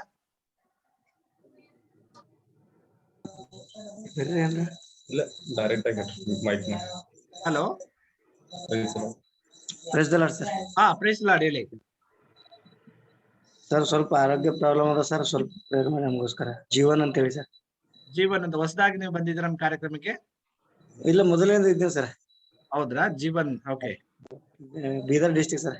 ಓಕೆ, ಪ್ರಾರ್ಥನೆ ಮಾಡೋಣ. ನಿಮ್ಮ ಹೆಸರು ಹಾಕಿರ್ಲಿಲ್ವಲ್ಲ, ಅದಕ್ಕೆ ನಾವು ಗೊತ್ತಾಗಿಲ್ಲ ನಿಮ್ಗೆ. ಸರಿ ಸರಿ. ಓಕೆ, ಜೀವನ ಆರೋಗ್ಯಕ್ಕಾಗಿ ಸಹ ನಾವು ಪ್ರಾರ್ಥನೆಯನ್ನು ಮಾಡೋಣ. ಓಕೆ, ಈ ಸಮಯದಲ್ಲಿ ಕಣ್ಣುಗಳನ್ನು ಮುಚ್ಚೋಣ. ಬೋಧಕರಂತ ಜೋಸೆಫ್ ಮಾದೇವ್ ಅವರು ನಮಗೆ ಪ್ರಾರ್ಥನೆ ನಡೆಸಿಕೊಳ್ಳುವ ಹಾಗೆ ಕೇಳ್ಕೊತೀನಿ. ಪ್ರಾರ್ಥನೆ ಮಾಡಿಕೊಳ್ಳೋಣ. ಪರಿಶುದ್ಧನು ಸರ್ವಶಕ್ತನು ಜೀವ ಸ್ವರೂಪನಾದ ದೇವರೇ, ಈ ರಾತ್ರಿ ವೇಳೆಯಲ್ಲಿ ಕರ್ತನೆ ನಿನ್ನ ಕರುಣೆಯ ಹಸ್ತದಲ್ಲಿ ನಾವು ನಮ್ಮನ್ನ ಒಪ್ಪಿಸಿಕೊಡುತ್ತೇವೆ. ಬೆಳಗಿನಿಂದ ನಮ್ಮ ಜೊತೆಯಲ್ಲಿದ್ದು ಸಬ್ಬತ್ತಿನ ಆಶೀರ್ವಾದವನ್ನು ಹೊಂದುವಂತೆ ಕೊಟ್ಟಂತ ಎಲ್ಲ ಕ್ಷಣಗಳಿಗಾಗಿ ಸ್ತೋತ್ರ ಸಲ್ಲಿಸುತ್ತೇವೆ.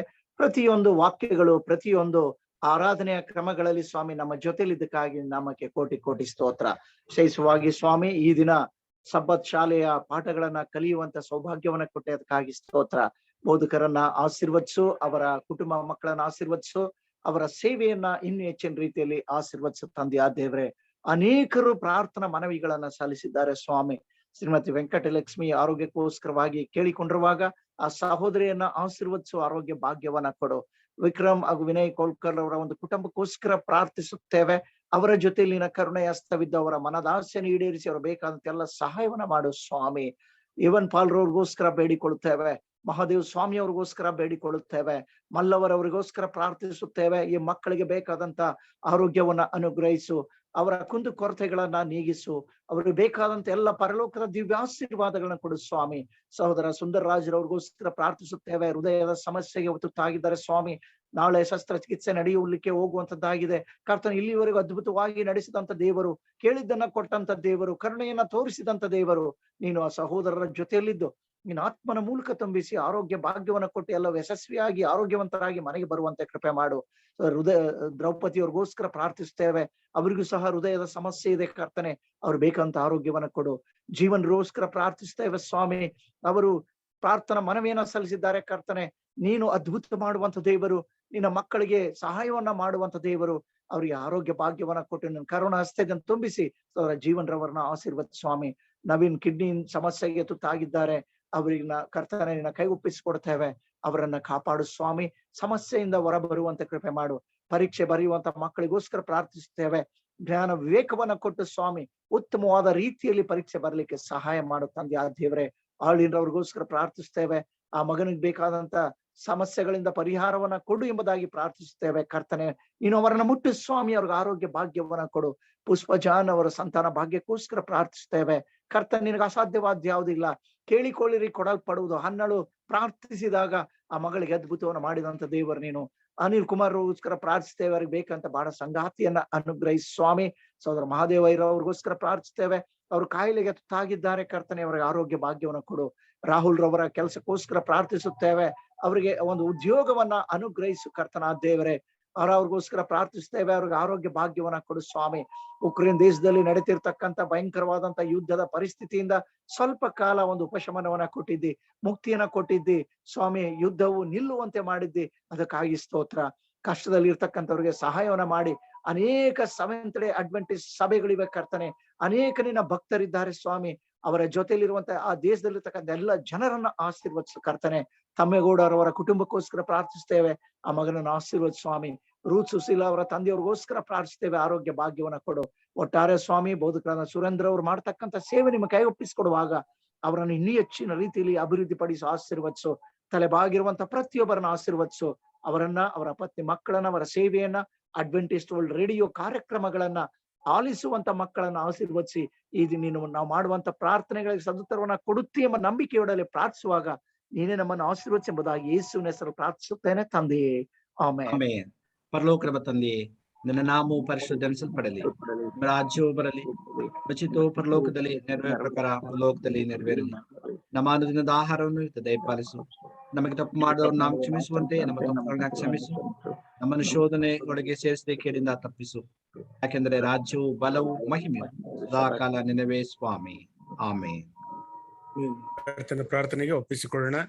ಈಗ ನಮ್ಮ ಕರ್ತನಾದ ಯೇಸು ಕ್ರಿಸ್ತನ ಕೃಪೆಯು, ತಂದೆಯಾದ ದೇವರ ಪ್ರೀತಿಯು, ಪವಿತ್ರಾತ್ಮನ ಅನ್ಯೋನ್ಯತೆ, ಐಕ್ಯತೆ, ಶಾಂತಿ, ಸಮಾಧಾನವು ಈ ದಿನದ ಕೂಟದಲ್ಲಿ ಭಾಗಿಗಳಾಗಿರ್ತಕ್ಕಂಥ ಪ್ರತಿಯೊಬ್ಬರಿನ ಮಕ್ಕಳ ಮೇಲೆಯೂ ಹಾಗೂ ಈ ದಿನದ ವಾಕ್ಯಗಳನ್ನ ಹಂಚಿಕೊಟ್ಟಂತ ನಿನ್ನ ಪ್ರಿಯ ದಾಸರ ಮೇಲೆಯೂ ಹಾಗೂ ದಿನನಿತ್ಯವಾಗಿ ಕೂಟಗಳನ್ನ ಆಯೋಜಿಸುವಂತ ಬೋಧಕರಂತ ಸುರೇಂದ್ರ ಅವರ ಮೇಲೆಯೂ ಹಾಗೂ ಕರ್ತನೆ ವಿಜ್ಞಾಪನೆಗಳನ್ನ ನೀಡಿರುವಂತ ಪ್ರತಿಯೊಂದು ವಿಜ್ಞಾಪನೆಗಳ ಮೇಲೆಯೂ ನಿನ್ನ ಕೃಪೆ ನಿನ್ನ ಮಕ್ಕಳ ಮೇಲೆ ಇಂದು ಎಂದೆಂದು ಸದಾಕಾಲ ನೆಲೆಗೊಳ್ಳಲಿ ಸ್ವಾಮಿ. Amen. Amen. Amen. Thank you.